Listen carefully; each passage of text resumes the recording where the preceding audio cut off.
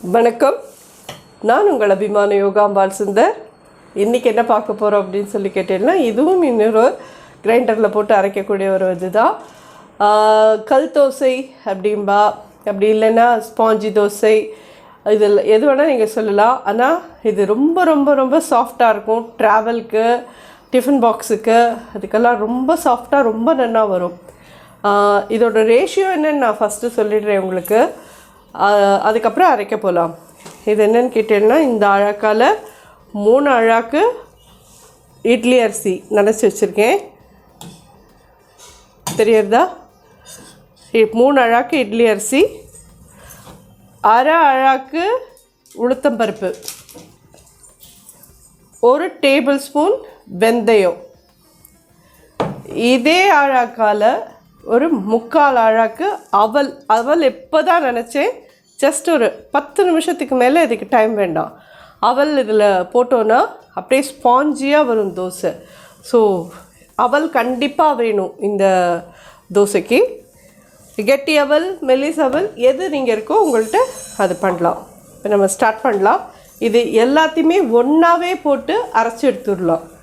ரொம்ப நல்ல வெண்ணெய் மாதிரி அரைச்சி எடுத்துட்டு ஃபர்மெண்ட் பண்ணிவிட்டு 8 hours கழிச்சு கல் தோசை வாத்தோன்னா ரொம்ப பிரமாதமாக இருக்கும். கையில் டிஃபன் பாக்ஸில் தோசை வேணுங்கிறவாலாம் இந்த தோசை எடுத்துன்னு போகலாம். எனக்கு ரொம்ப நாளா ஞாபகம் இருக்குது. ஒன்று இந்த வீடியோ கண்டிப்பாக அதை காந்திமதி பாப்பா, அதனால் இதை சொல்கிறேன். நான் காலேஜ் படிச்சுட்டு இருக்கிற நாள்லலாம் என்னோட கூட காந்திமதின்னு ஒரு பொண்ணு வருவாள். அவள் ஆற்றுல இந்த கல் தோசை தான் பெரிய ஃபேமஸ். அவள் முதல்லலாம் ஒரு 4 தோசை கொண்டு வந்தாள். அப்புறம் நாங்கள் எல்லோரும் சாப்பிட்றத பார்த்து 2-3 டப்பா கொண்டு வர ஆரம்பிச்சிட்டா. ஆனால் அவ்வளோ நல்லாயிருக்கும் அது. காத்தால் அவள் பண்ணி எடுத்துகிட்டு வந்தாலும் மத்தியானம் நாங்கள் 1:30 மணிக்கு சாப்பிட்றதே அவ்வளோ சாஃப்டாக அவ்வளோ நல்லாயிருக்கும். ஸோ நான் அவள் வீட்டுக்கே போய்ட்டு அவள் அம்மாட்ட அந்த ரேஷியோ கேட்டதில் அவள் சொன்னபடி நான் இப்போ இது பண்ணுறேன். தேங்க்ஸ் காந்திமதியோட அம்மா. ஸோ இது எப்படி பண்ணுறதுன்னு பார்க்கலாம்.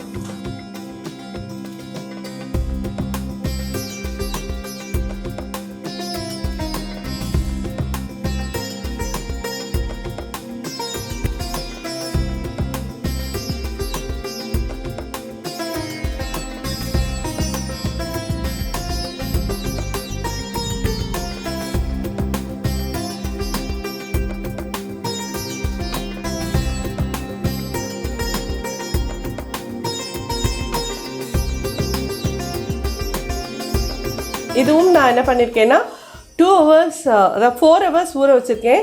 2 தடவை தண்ணி விட்டு வாஷ் பண்ணிவிட்டு அதுக்கப்புறம் தண்ணி விட்டு ஊற வச்சு 4 மணி நேரம் வச்சுட்டு அதுக்கப்புறமா தான் இது பண்ணுறேன். இது மட்டும்தான், அவல் மட்டும்தான் 10 minutes. ஓகேவா? இப்போ அரைக்க ஆரம்பிக்கலாம்.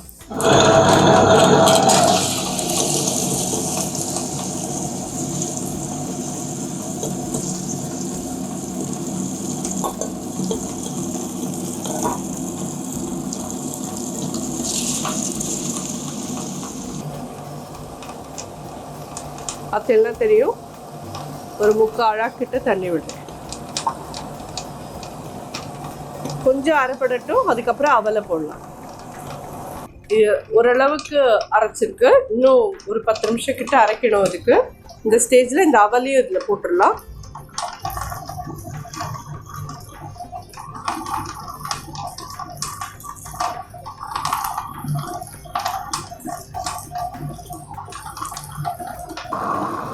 சரி, ஒரு டீஸ்பூன் கிட்டக்கு உப்பு போடுறேன்.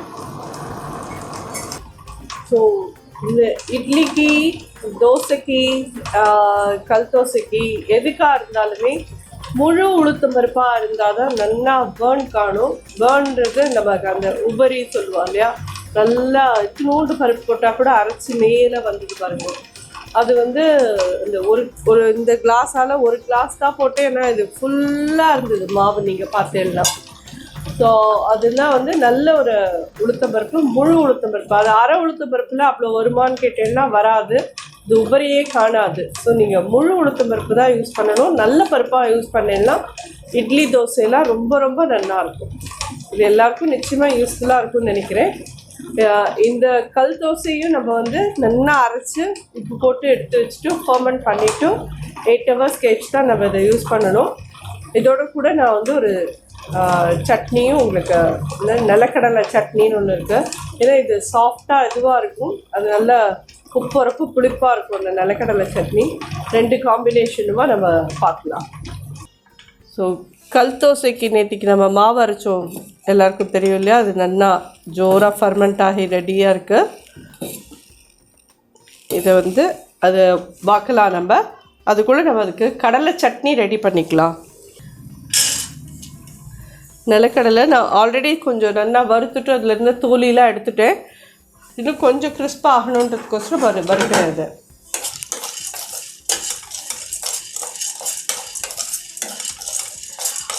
பச்சை கடலையாக இருந்ததுன்னா நல்லா நீங்கள் அதை வறுத்துட்டு தோலி எல்லாத்தையும் எடுத்துட்டு திருப்பி இன்னொரு தடவை இந்த மாதிரி போட்டு வறுத்துக்கோங்க.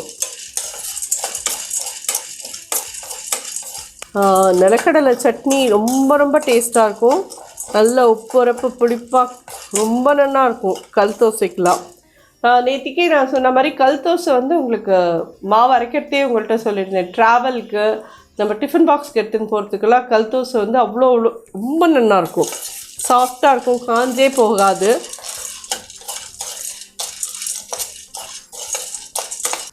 ஸோ இது வறுத்து எடுத்துட்டோம்.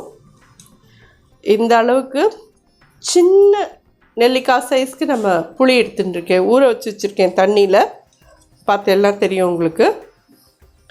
இதுக்கு தேவையான ஒரு 4 ஸ்பூன்லேருந்து 5 ஸ்பூன் வரைக்கும் தேங்காய் அதுக்கு தேவை. தேங்காய் திருகல் எடுத்து வச்சுருக்கேன். இதே மாதிரி இதுக்கு ஒரு 5 வரமிளகா கிட்ட தேவை.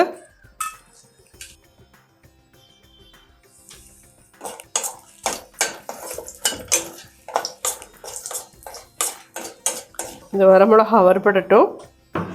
மிக்சியில் இந்த புளியை அடியில் போட்டுருங்க.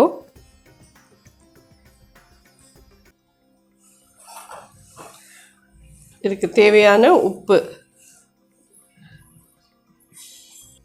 தேங்காய்,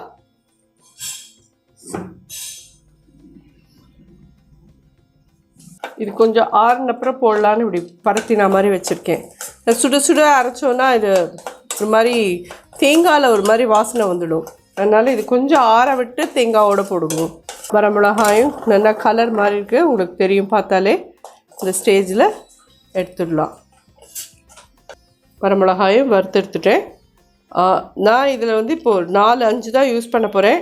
உங்களுக்குலாம் தேவைன்னா 6 வரைக்கும் நீங்கள் போட்டுக்கலாம். நல்லா காரமாக பிடிக்கும் அப்படிங்கிறவா 6 வரைக்கும் நீங்கள் தாராளமாக யூஸ் பண்ணலாம். ஸோ இந்த நிலக்கடலையே இப்போ இதில் ஆட் பண்ணிடலாம். நல்லா ஆறிடுத்து. இது எல்லாத்தையும் நல்லா தண்ணி விட்டு அரைச்சின்னு வந்துட்டு பார்க்குறேன். கொஞ்சம் கெட்டியாக இருந்ததுன்னா நீங்கள் தோசை மாவு வாக்குற லெவலில் இதை கலந்துக்கோங்க. ஏன்னா இதை நம்ம வந்து இப்படியே இழுக்கலாம் முடியாது, விட்டோன்னா அதாவே ஸ்ப்ரெட் ஆகும், அவ்வளோதான் அதோட இது. நல்லா கலந்துடுங்க ஒரு தடவையும் வாக்கிறதுக்கு முன்னாடி. நம்ம நேற்றுக்கு நிறைய மாவு அரைச்சேன். நான் இங்கே தேவையானது மட்டும்தான் நான் எடுத்து வச்சுருக்கேன், பாக்கி எல்லாம் ஆற்றுக்கு எடுத்து வச்சுட்டேன். அதுதான் என்னோடய ஐடியாவே.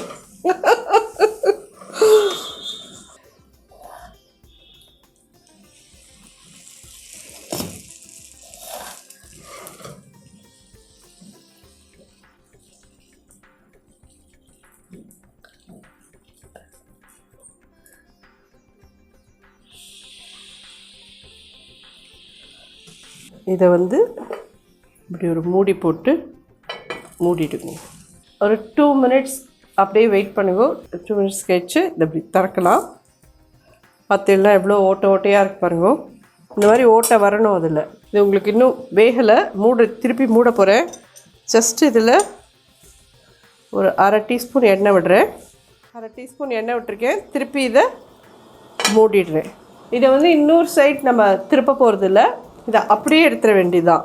அதனால தான் இது ரொம்ப அடுப்பை பெருசாகவும் வச்சுக்காதீங்கோ. அடிப்பக்கம் அப்படியே தீஞ்சு போன மாதிரி ஆகிடும், மேலே வேகாத மாதிரி போயிடும். அப்புறமா இந்த மாதிரி மீடியமில் வச்சுட்டு இதை பண்ணினேன்னா கரெக்டாக இருக்கும். தெரியுறதா உங்களுக்கு நல்லா வெந்து போயிருக்குன்னு? எப்படி உங்களுக்கு இப்படி பார்த்தேன்னா தெரியும். தெரியுறதா? அடிப்பக்கம் ஒரு மாதிரி செவந்திருக்கா, மேல் பக்கம் நல்லா வெந்திருக்குது. இதை இப்படியே எடுத்துட வேண்டியதான்.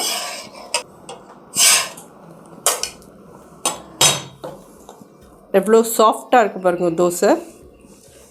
சட்னி பார்த்தீங்கன்னா அரைச்சி வந்துட்டோம். நம்ம இதுக்கு கடுகு தாளித்து கொட்டினோன்னா ரெடி ஆகிடுது.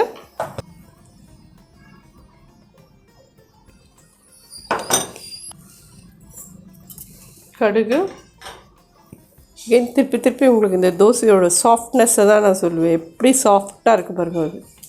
இது வந்து அந்த ரேஷியோ கரெக்டாக இருக்கணும், அவ்வளோதான். 3 அழாக்கு இட்லி அரிசி போட்டுக்கோங்க, 1/2 அழாக்கு உளுத்தம் பருப்பு, 1 டேபிள் ஸ்பூன் வெந்தயம், அவல் வந்து கடைசி 10 மினிட்ஸ் ஊற வச்சுட்டு அதில் போடுங்க. அது வந்து நீங்கள் எந்த கப்பால் அரிசி அளந்தேலோ அதே கப்பால் 1 கப்பு தலை தட்டி இருந்தால் போதும்.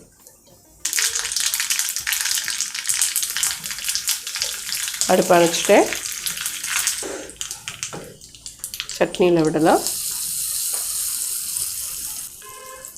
ஸோ சட்னியும் ரெடி.